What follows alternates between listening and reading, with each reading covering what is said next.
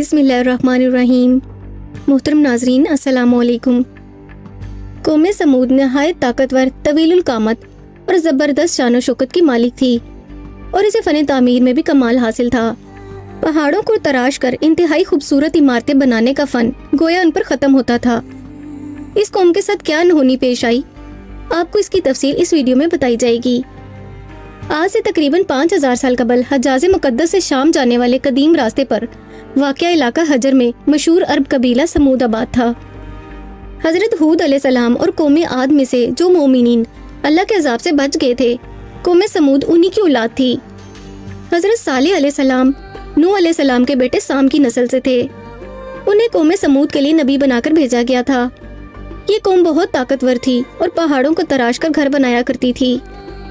पहाड़ों के अंदर किला नुमा महफूज महलात उनकी वो पनागाहें थीं, जहां हमेशा के लिए रहने के खुशकुन तसव्वुरात ने उनकी अक्लों पर कुफर का पर्दा डाल दिया था। उन बुत परस्तों के माशरे से हक व इंसाफ ही नापैद हो चुका था।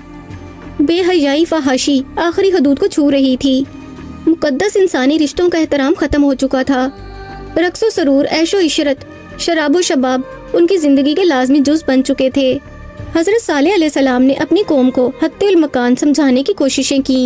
एक के एक अल्लाह की इबादत करो, सिर्फ वही इबादत के लायक है, इसी ने पूरी कायनात को पैदा किया है।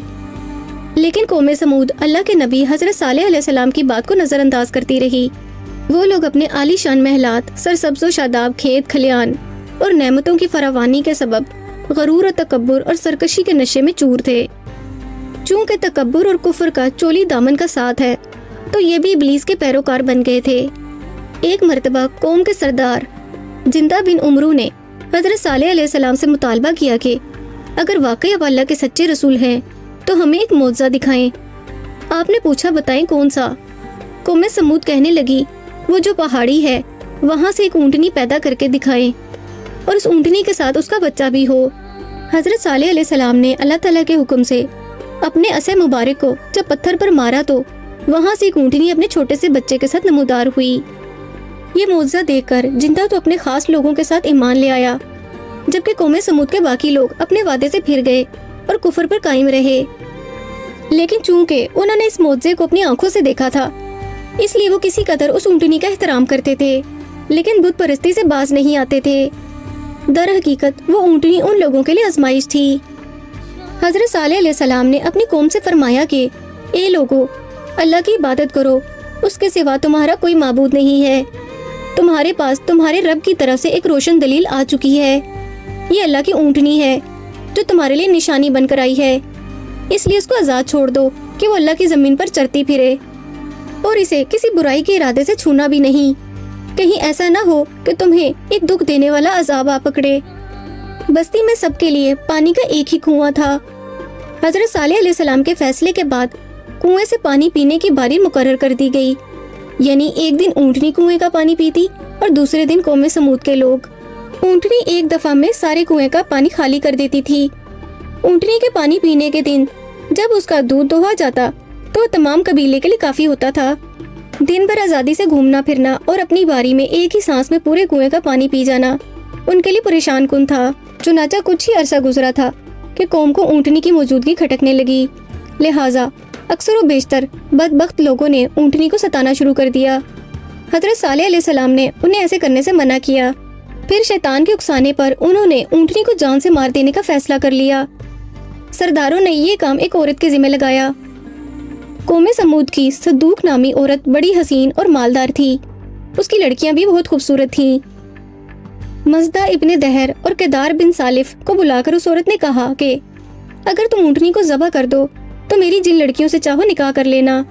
चुनाचा एक दिन ऊँटनी अपने बच्चे के साथ जा रही थी कि इन दोनों ने मिलकर उसे घेर लिया।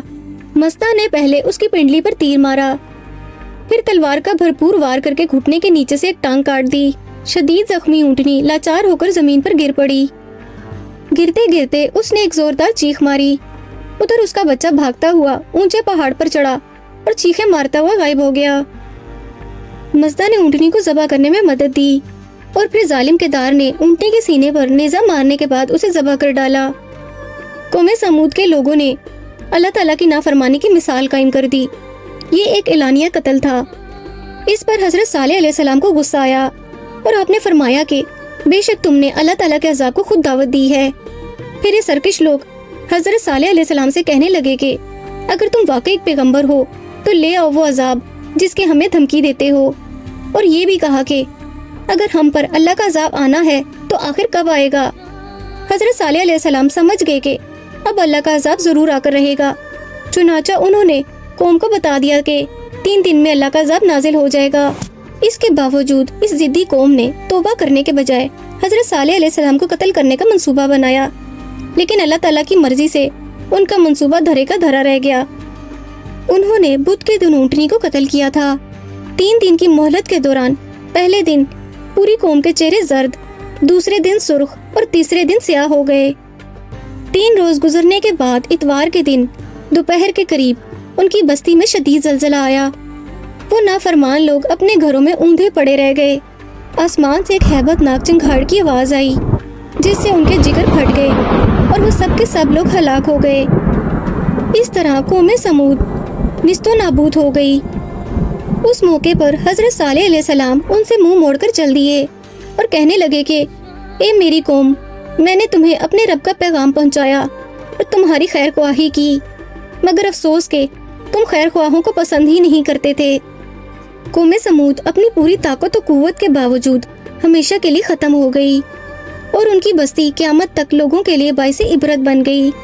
محترم ناظرین، اگر آپ کو ہمارا آج کا واقعہ پسند آیا ہو تو کمنٹ کر کے اپنی رائے کا اظہار کیجیے اور اس ویڈیو کو لائک اور شیئر کیجیے، اور اس طرح کے مزید تاریخی، تحقیقی اور معلوماتی واقعات کے لیے ہمارے چینل اشال اسلامک اسٹوریز کو سبسکرائب کیجیے۔